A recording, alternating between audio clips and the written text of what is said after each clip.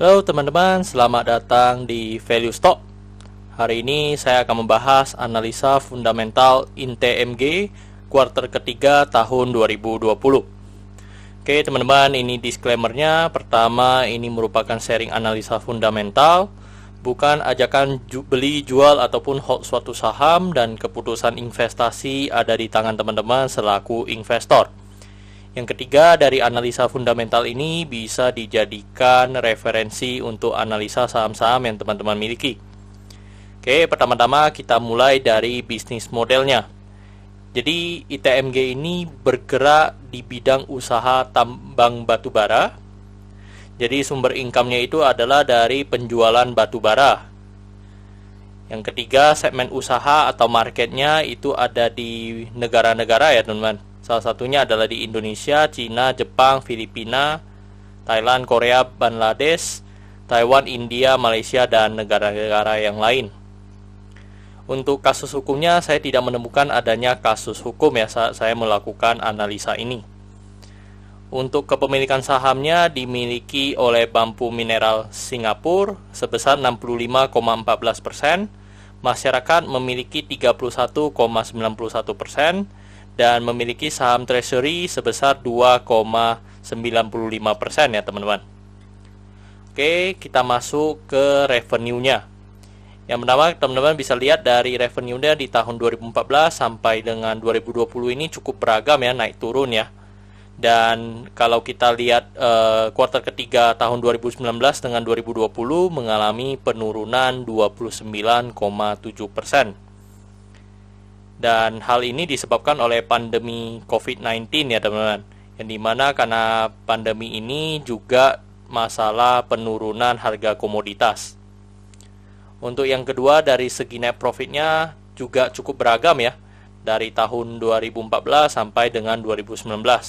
Dan untuk 2020 ini kalau secara kuartal dibanding kuartal mengalami penurunan 57,4%. Dan jika diasumsikan kuartal keempat memiliki kinerja yang sama dengan kuartal 3, maka bisa didapatkan sekitar minus 54,6% ya, atau mengalami penurunan 54,6%. Dari segi asetnya cukup konsisten ya teman-teman.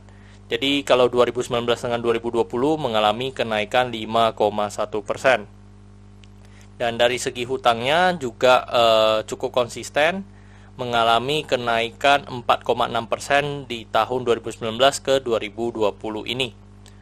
Untuk dari segi modalnya juga naik cukup beragam ya teman-teman ya. Dan ini cukup konsisten juga dan mengalami kenaikan 5,3% dengan perbandingan 2019 dengan 2020. Oke, dan di sini saya ingin membahas sedikit tentang sektor batubara ini. Jadi di mana terjadinya pandemi, maka waktu itu terjadi lockdown ya teman-teman. Jadi saat lockdown mereka tidak bisa produksi, berarti permintaan untuk batu bara menurun ya. Ketika permintaan batu bara menurun, maka perusahaan memiliki stok yang cukup meningkat ya teman-teman. Ketika stok meningkat berarti terjadinya hukum ekonomi ya, permintaan dan penawaran. Ketika sedikit permintaan, banyak penawaran, maka harga komoditas akan turun. Dan ketika stok juga meningkat, maka kegiatan tambang juga menurun karena tidak perlu lagi untuk menyetok terlalu banyak. Yang ketiga adalah dari pendapatannya juga menurun. Tapi ketika nanti misalnya pandemi ini sudah berlalu dan permintaan terhadap batu bara sudah mulai naik, maka stok akan menurun dulu ya. Stok menurun, baru harga komoditas mulai naik, kegiatan tambang mulai naik, dan pendapatannya juga akan naik kembali. Oke teman-teman, ini adalah summary laporan keuangan 2014 sampai 2020. Dan di sini saya akan banyak membahas tentang rasio keuangannya. Yang pertama dari net profit margin. Jadi teman-teman bisa melihat net profit margin di tahun 2020 ini di kisaran 4,59% ya. Kalau kita bandingkan dengan tahun-tahun sebelumnya yang dimana kita lihat dari 2019 saja minimal pun 7% teman-teman. Kalau di 2018, 2017 yang dimana mencapai belasan persen, kita bisa ambil rata-ratanya mungkin di 7-8%. Jadi ini mengalami penurunan hampir 50% ya untuk net profit marginnya. Karena net profit marginnya turun atau net profitnya menurun, maka EPS-nya juga mengalami penurunan. dari yang 1.500 menjadi 704. Dan dari EPS yang menurun, maka pernya juga mengalami kenaikan ya dengan harganya.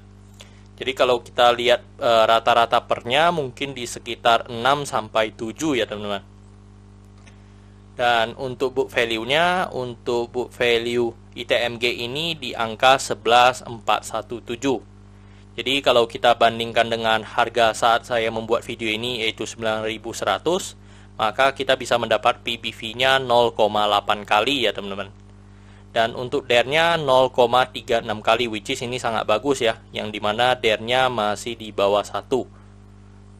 Untuk ROE-nya mengalami penurunan juga karena penurunan net profit menjadi 6,17% ya.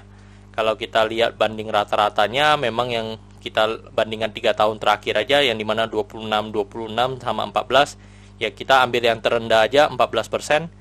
Jadi ini mengalami penurunan 8% ya teman-teman untuk dari segi ROE-nya. Dan dari ROA-nya juga mengalami penurunan menjadi 4,5%. Oke, tadi saya sudah bilang bahwa saya menggunakan angka 9.100 saat membuat video ini. Dan dengan analisa fundamental saya mendapatkan nilai intrinsiknya di sekitar 11.400.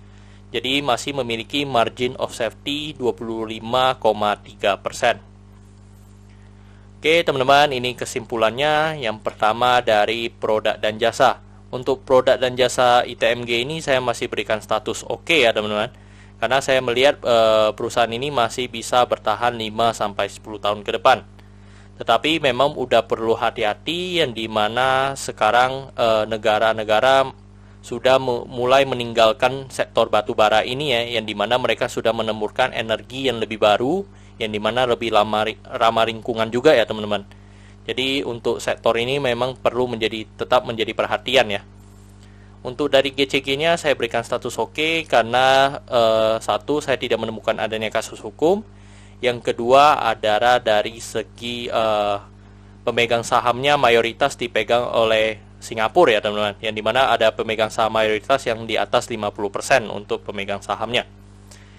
Yang ketiga dari segi revenue saya berikan status oke karena walaupun mengalami penurunan karena terjadi pandemi ya teman-teman, dan penurunannya tidak mencapai 50%, jadi itu saya berikan status oke. Tetapi net profitnya karena mengalami penurunan lebih dari 50%, maka saya berikan status no. Untuk dari segi asetnya saya berikan status oke karena mengalami kenaikan. Untuk liability-nya saya berikan status oke karena DER-nya masih di bawah 1. Untuk book value-nya saya berikan status oke karena harganya sekarang masih di bawah harga book value-nya. Untuk dari segi sektor saya berikan status oke karena poin ini adalah memang dimana kita poin pada harga komoditas ya teman-teman. Tetapi saya berikan status oke karena saya melihat dari segi DER-nya masih di bawah 1. Untuk ROE-nya saya berikan status no karena kurang dari 9% atau 2 kali bunga deposito yang saya anut. Untuk margin of safety saya berikan status oke karena statusnya positif. Dan untuk dividen saya berikan status oke karena saya melihat dari 5 tahun terakhir untuk ITMG ini masih royal ya dalam membagikan dividennya. Oke teman-teman, kesimpulannya adalah 9:11. Dan pertanyaannya adalah apakah saya akan membeli saham ITMG ini? Jawabannya teman-teman, sementara saya tidak membeli saham ITMG ini karena saya sudah memiliki portfolio saya ya teman-teman. Tetapi kalau teman-teman dari tanya saya terkait kinerja dari ITMG ini, menurut saya masih sangat bagus ya. Terbukti dari statusnya ini 9:11 ya teman-teman. Oke, kembali lagi teman-teman, dianalisa ulang lagi sesuai dengan profil resiko yang teman-teman miliki. Oke teman-teman, cukup sekian untuk video kali ini. Jangan lupa untuk like dan subscribe. Jangan lupa juga untuk follow saya di Instagram saya di royken13. See you in the next video. Bye-bye.